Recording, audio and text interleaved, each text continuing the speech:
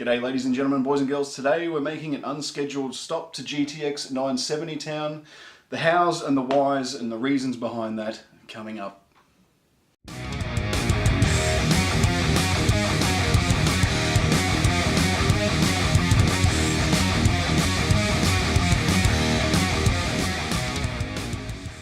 Just a quick recap for those of you who aren't aware. I've had a bit of bad luck with my water cooling build on my Ryzen system, and lately I've been playing my games on my girlfriend's system, which is 2700K paired with an old 1GB HD 7850 AMD graphics card, which we recently did the thermal paste video on. I hope you catch that. It'll be somewhere, whichever way. And that served me quite well in the time while I was waiting for the replacement SwiftTech to come along. That did occur. So I got the SwiftTech unit replaced under warranty and a new one sent out. That build got done, you can see that somewhere. And then disaster struck again. Before I even got around to fully validating the overclocks and getting game performance numbers to put together a video for you guys regarding that system, I had another leak, and this time it wasn't good. The original leak wasn't so bad. It cracked in the reservoir, and where it was mounted in the P3 it just dripped onto the table, no problems. This time we had a crack in the plexi on the CPU block, and yes, it did completely kill a motherboard. So that is now going back to PCK Gear, and they have been absolutely fantastic in looking after my warranty claim yet again. They're making sure that everything will be replaced that was affected, and this time around it'll be a full custom water cooling loop. So to the topic of this actual video, while I'm awaiting those parts to be warrantied and then processed and then all the custom water cooling bits that I will need to turn up, I've decided to whack in a GTX 970 into the rig behind me, because that will handle a lot more games than the HD 7850 can. I've been mostly limited to League, and that can get pretty boring after a while. So therefore, without any further ado, let's introduce you to the Gainward GTX 970 Phantom Edition. It has the requisite 1664 CUDA cores to be called a 970. It's on the 28nm process. The base clock of 1152 MHz will jump to 1304 under boost, but I have seen it go a lot higher than that, anywhere up to 1392 or 1405 in the right situations. For I/O, we're rocking one single DVI output, 3 mini display ports, as well as a mini HDMI.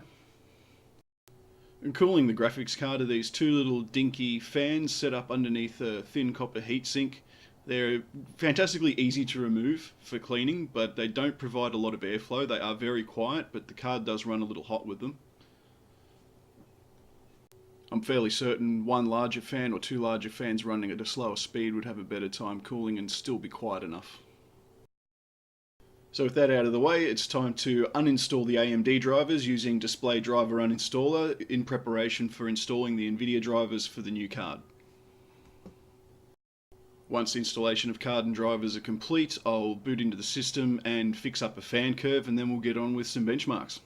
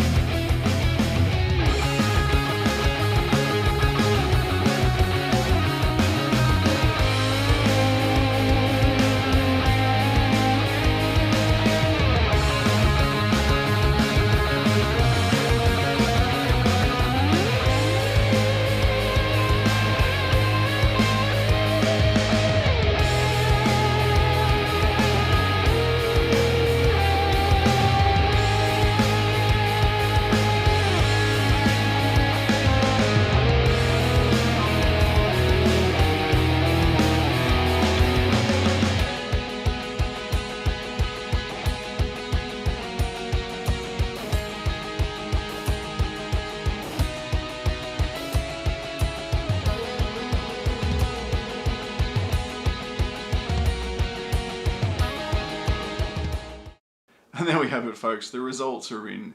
They're fairly decent for anyone who will be playing around the 1080p mark between 60 and 100 frames per second. A system like this will be absolutely perfect. Given that the sale value of this system would be somewhere around about the 700 to 800 Australian dollar mark, to be able to build a platform that brand new that can game at that sort of level for that sort of money is practically impossible.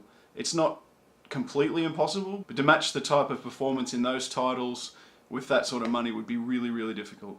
There's certainly no way anything like a Ryzen APU system will match a GTX 970, especially when it's not hindered by the CPU. The 16 gigabytes of DDR3 RAM keep everything running smoothly, even in the latest games. There's no bottlenecks with RAM like we've seen in certain brand new titles, admittedly ones that I don't actually own and can't test for.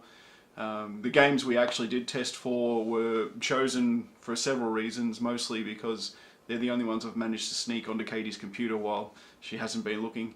I was trying to choose games that would stress both the CPU and the GPU just to see what the combination could give us. The real standout to me was the Civilization 5 result. Now, we know Civilization 5 isn't hugely intensive on the graphics card, but that's why the resolution, it was upped to 1440p to try and take care of that. Now, looking at the numbers, it averaged 98 frames per second over a 10-minute run, and it hit 83C on the core, which means it's pushing pretty hard. It's not messing about. The power limit jumped around between 102 to 110%. It never went below that, never went above that. Obviously 111 is as high as it would go. So it's really cranking out some heat and cranking out the frames as hard as it can. And the core itself was pretty much solid locked at 1392. So this really pushed it hard, even though Civ 5 isn't exactly a graphically intensive game. So outcomes wise, I'm very happy with the results because I now have a system that I can game on again. In the games that I choose at 1080p at high settings, I'm not one for ultra settings. I think it is a complete rip-off. That's for another video. If you enjoyed today's video, give it a thumbs up, a like, subscribe, anything you feel for, a comment. Love to hear what you have to say. I'll see you in the next video. Have a fantastic evening.